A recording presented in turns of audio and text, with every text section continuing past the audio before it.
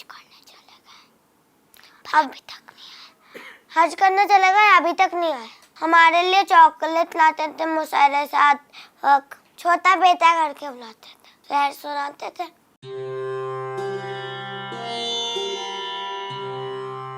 मुशायरे में जाते थे, अब्बा पापा भी उनके साथ जाते थे। वो अभी तक आए ही नहीं।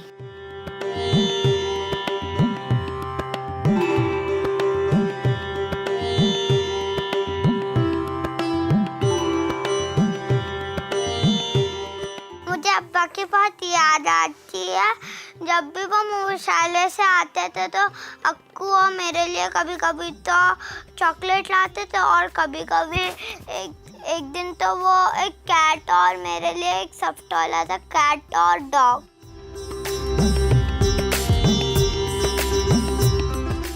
ਕੀ ਤੁਸੀਂ ਜਾਣਦੇ ਹੋ ਹਿੰਦੁਸਤਾਨ ਦੇ ਮਹਿਬੂਬ ਸ਼ਾਇਰ ਰਾਹਤ ਇੰਦੌਰੀ ਖੁਦ ਪੰਜਾਬ ਦੇ ਮਹਿਬੂਬ ਸਨ। ਪੰਜਾਬੀਆਂ ਦੀ ਮਹਿਮਾਨ ਨਿਵਾਜ਼ੀ ਤੋਂ ਪ੍ਰਭਾਵਿਤ ਆਬੋ ਹਵਾ ਦੇ ਕਾਇਲ ਸਨ। ਉਹਨਾਂ ਦਾ ਇੱਕ ਸ਼ੇਅਰ ਹੈ कि चलते फिरते महताब दिखाएंगे तुम्हें, चलते फिरते महताब दिखाएंगे तुम्हें, कभी आना हमारे पंजाब दिखाएंगे तुम्हें।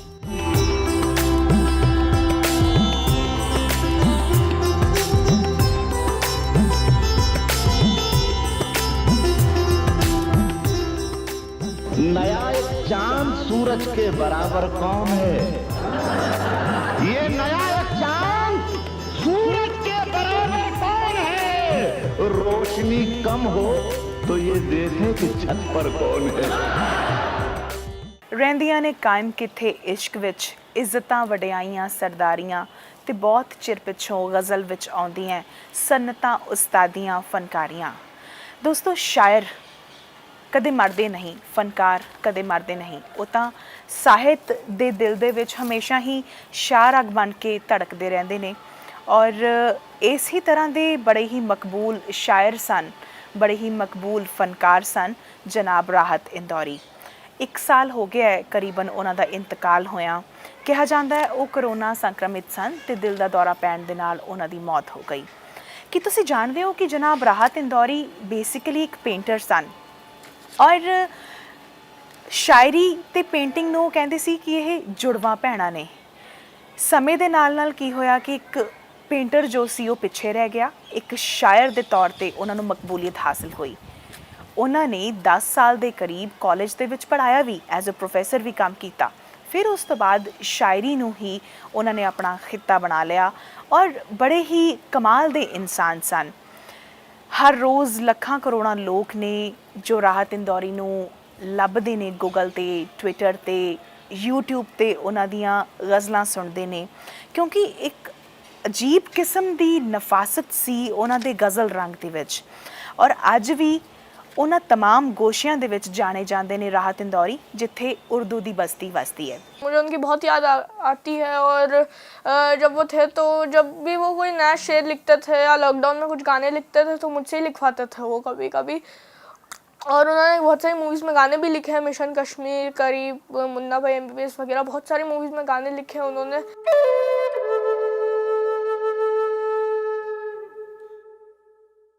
बुलाती है मगर जाने का नहीं, बुलाती है मगर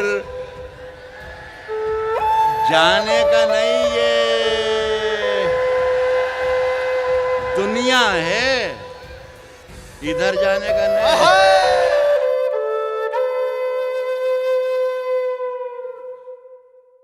दोस्तों जनाब राहत इंदौरी जो सी उन्होंने का एक बड़ा ही खूबसूरत शेर है कि अभी गनीमत है सब्र मेरा, अभी लबालब भरा नहीं हूँ, वो मुझे मुर्दा समझ रहा है, उसे कहो कि मैं मरा नहीं हूँ।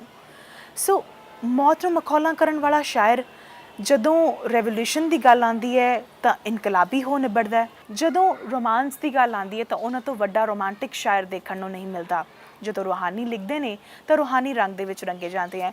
सो बहुत सारे उन्हां दे फैंस ने, बहुत सारियां गज़लां ने, बहुत सारे शेयर लोगों को जुबानी याद ने।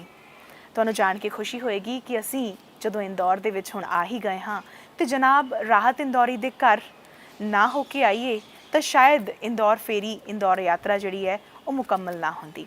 ਅੱਜ ਅਸੀਂ ਪਹੁੰਚੇ ਹਾਂ ਰਾਹਤ ਇੰਦੌਰੀ ਹੋਰਾਂ ਦੇ ਘਰ। ਆਓ ਤੁਹਾਡੀ ਮੁਲਾਕਾਤ ਕਰਾਉਂਦੇ ਹਾਂ ਜਨਾਬ ਰਾਹਤ इंदौरी ਦੇ सपुत्र ਦੇ ਨਾਲ। साहब के इंतकाल के बाद उनके ज़्यादा विजुअल लोग देखने लगे, ज़्यादा लोग उन तक पहुंचने लगे, उनकी शायरी के नए नए मायने खुलने लगे। और राहत साहब की शायरी तब तक रिवेलेंट है जब तक दुनिया में समाज में गैर बराबरी है, और जब जब नाइंसाफ़ी है वहाँ राहत साहब का शेर अपने होने का एहसास कराएगा। और राहत साहब की गेबी रहनुमाई हमें मिलती रहती है उनके शेरों से, उनके जो वीडियो, जो उनके विजुअल हमारे पास यूट्यूब पे मौजूद हैं।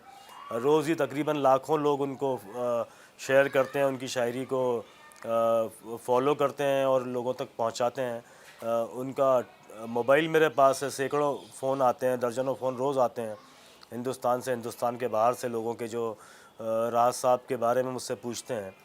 ये पैंडमिक में बहुत से लोगों ने, सभी ने अपने अपने लोगों को खोया। हम लोगों के पास इस दौर में अपने लोगों को श्रद्धांजलि देने का वक्त नहीं है। किसी का इंतकाल होता है, हम 2 दिन बाद उसको भूल जाते हैं, उसके लिए एक आध कोई पोस्ट फेसबुक पे या यूट्यूब पे डाल दी जाती है। लेकिन राहत साहब के इंतकाल के बाद लगातार उनके वीडियो शेयर किए जा रहे हैं, उनके शेर को कोट किया जा रहा है, और रोज़ उनके विजुअल इस तरह से देखने को मिलते हैं तो ऐसा लगता है कि वो हमारे बीच में है। और जाहिर सी बात है वो हमारे बीच हैं भी, क्योंकि उनकी शायरी हमेशा हमें एक रास्ता दिखाती रहेगी।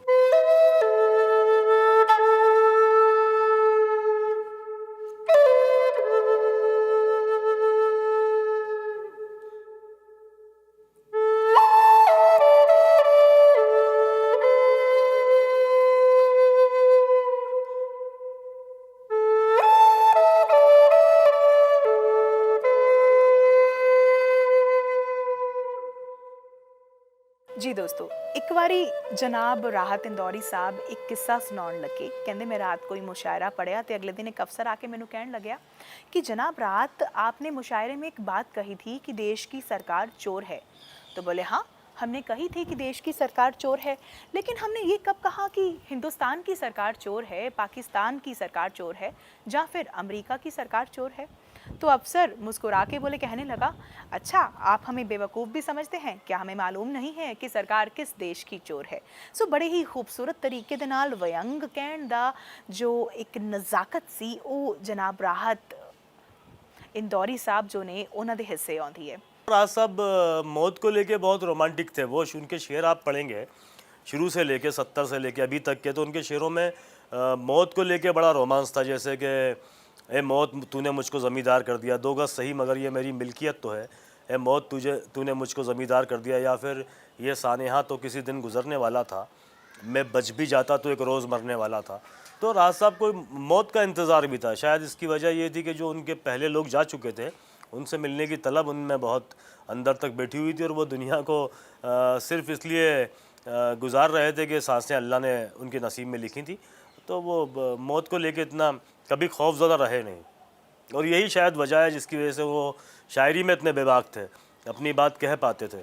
तो जिसको किसी का खौफ नहीं होता है खालिक के अलावा, खुदा के अलावा, वही ऐसी बातें कर पाता है, वही जुल्म से आंखें मिला पाता है, और वही मज़लूमों की आवाज़ उठा पाता है। तो ये उनके अंदर एक बहुत ज़्यादा याली एक फीलिंग थी। बच्चों के खातिर मैं बिल्कुल इतनी स्ट्रांग हो गई हूँ कि मुझे मेरे बच्चों को देखना, मेरे पोता पोती को देखना, मेरे नवासा नवासी, मेरी बेटी, मेरी बहुएं, सब मेरा बहुत ख्याल रखते हैं, और मैं उनको खुश रखने के लिए मैं अपना दुख जाहिर नहीं करती हूँ। और बहुत अच्छे तरीके से इनको मेरे से जो बन पा रहा है मैं सब इनके लिए कर रही हूँ। उनके जैसा तो मैं कुछ नहीं कर सकती इनके लिए, लेकिन मैं कोशिश करती हूँ कि इनको कभी भी कोई चीज़ की कमी महसूस नहीं हो।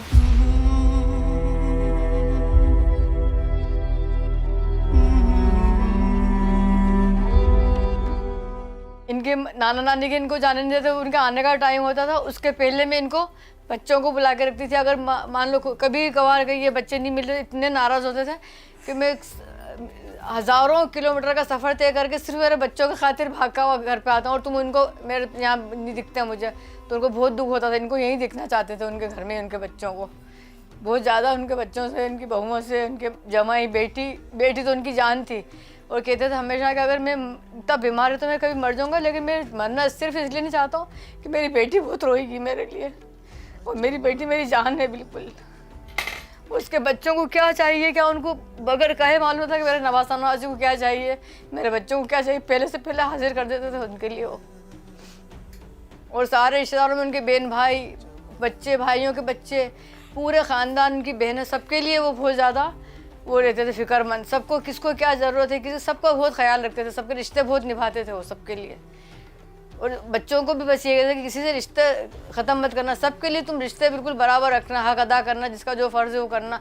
कहीं भी रहते थे, शादी में अगर वो शरीक नहीं होते तो बिल्कुल ताकीद करते थे कि बेटे जाएंगे, बहू जाएंगी, आप जाओगी। ऐसा नहीं होगा हमने अपने घर से कोई वहाँ शरीक नहीं हो, कोई से भी प्रोग्राम है, किसी का छोटा सा छोटा प्रोग्राम भी होगा तो अगर वो यहाँ रहते शहर में तो ज़रूर जाते थे वो। ये उनका था, बस अपनापन बहुत ज़्यादा था उनमें।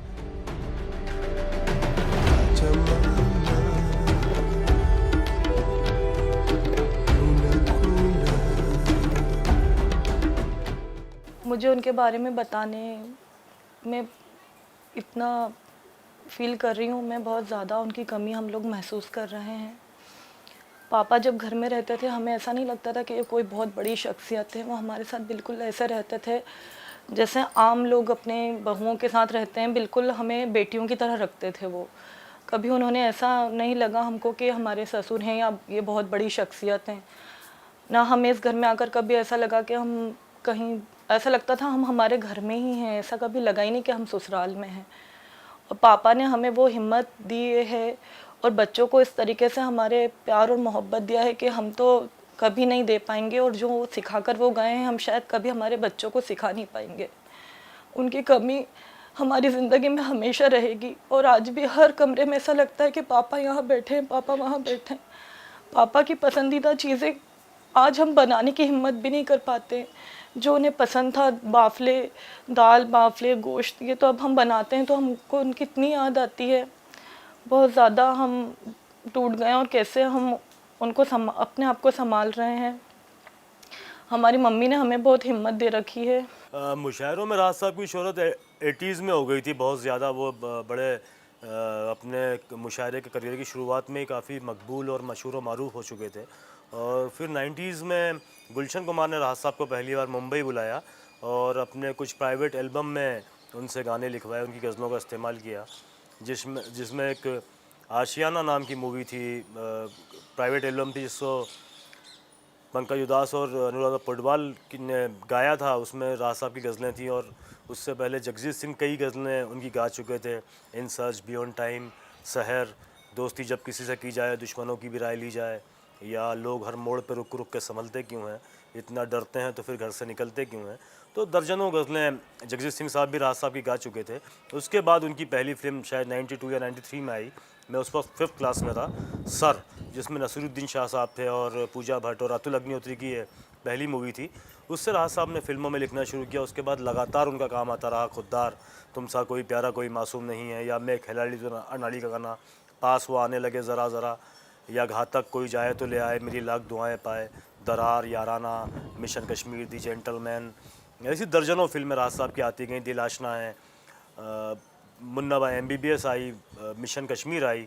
राज साहब ने मैक्सिमम काम महेश भट्ट के साथ किया, अनु मलिक के साथ किया, AR रहमान के साथ उन्होंने मीनाक्षी मूवी की। ये MF हुसैन की मूवी थी। MF हुसैन ने गजगामनी के बाद इसको मूवी को बनाया था तब्बू के साथ। और उसके अलावा राज साहब ने राजकुमार हिरानी की मूवी में काम किया, काफ़ी लिखा। एक दिलचस्प बात यह है कि राज साहब ने एक फ़िल्म में काम भी किया था। एक फ़िल्म आई थी, NM गोरी ने बनाई थी, उसका नाम था दिलबर, 93 में।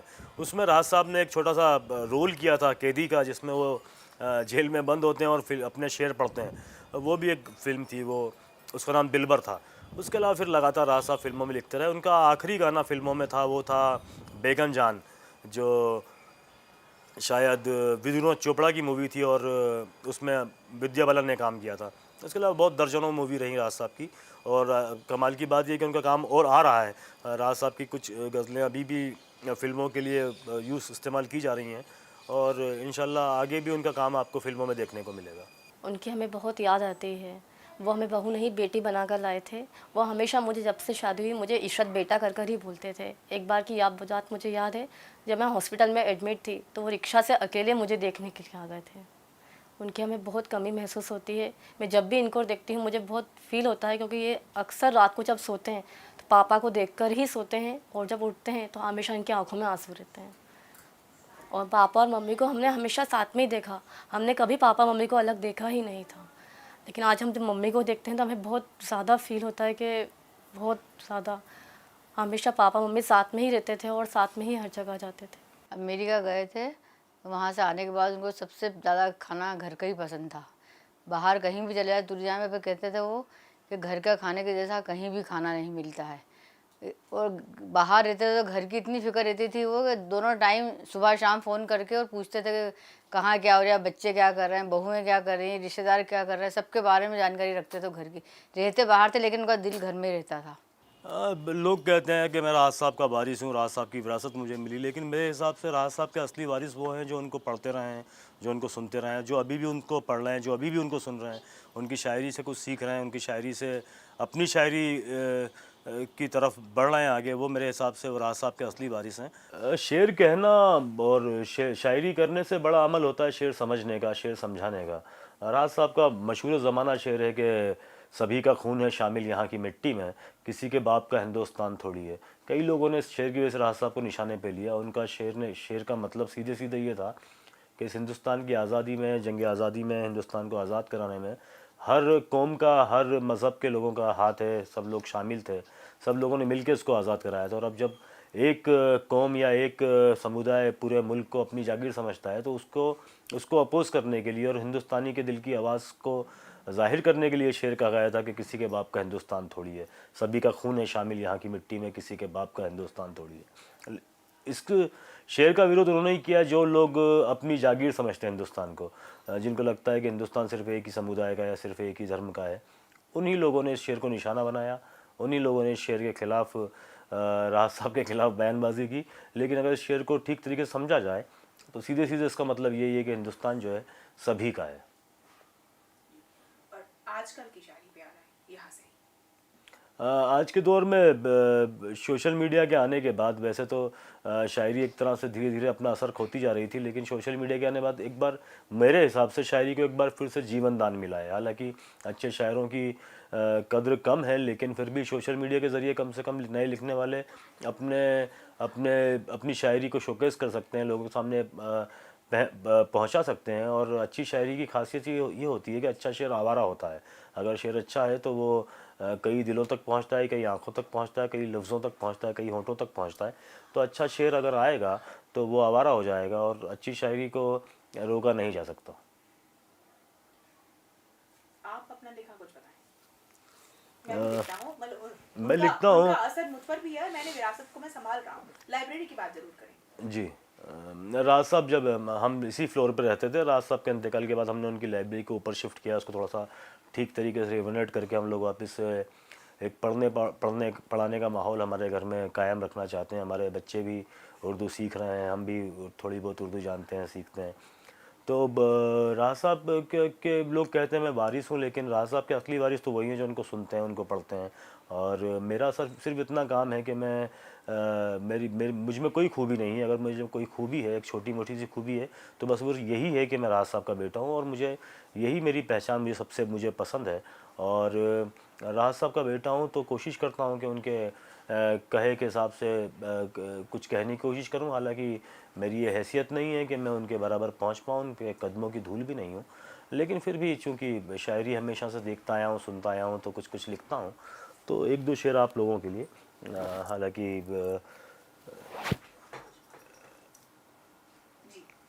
एक मतलब और दो तीन शेर सुनाता हूँ कि जिंदा रहने की लत कायम रखी है, जिंदा रहने की लत कायम रखी है, दुनिया से उम्मीद बहुत कम रखी है। तन्हा रहने की लत कायम रखी है, दुनिया से उम्मीद बहुत कम रखी है। कैसी सर्दी गर्मी बारिश और पतझड़, तेरी याद ही मौसम मौसम रखी है। कैसी सर्दी गर्मी बारिश और पतझड़, तेरी याद ही मौसम मौसम रखी है। कितनी सज़ाएं भोग रहा हूँ मैं सतलज, कितनी सज़ाएं भोग रहा हूँ मैं सतलज, सर पे खताए बाबा आदम रखी है। तन्हा रहने की लत कायम रखी है, दुनिया से उम्मीद बहुत कम रखी है। बहुत बहुत शुक्रिया। ये कैसे मुमकिन है कि उनके जाने के बाद आपने उनके मतलब कुछ लिखा ना हो? मैं उनको लेके एक किताब लिख रहा हूँ जिसमें उनके रिलेटेड कुछ शायरी लिखी हो? नहीं, राज साहब का जाने का मैं कभी शौक नहीं मना पाया। मैं रोज़ हर दिन उनके होने का जश्न मनाता हूँ। रोज़ लोगों का इंतकाल होता है, हम लोग उनको श्रद्धांजलि तक नहीं दे पाते, लेकिन राज साहब के इंतकाल के इतने टाइम बाद रोज़ कम से कम 1 दर्जन फ़ोन उनके मेरे पास आते हैं, क्योंकि उनका मोबाइल मेरे पास है। लोग कई सैकड़ों लोग रोज़ उनके बारे में उनकी शायरी शेयर करते हैं, तो ऐसा लगता नहीं कि राज साहब चले गए। हाँ, उनका जिस्मानी तौर पे हमारे बीच में नहीं है, लेकिन वो रहनुमाई उनकी मिलती रहती है उनके शेरों से, उनके वीडियो से। तो ऐसा कभी महसूस नहीं होता कि राज साहब चले गए। ऐसा लगता है कि हमारे अंदर का कुछ हिस्सा चले गया, राज साहब मौजूद हैं।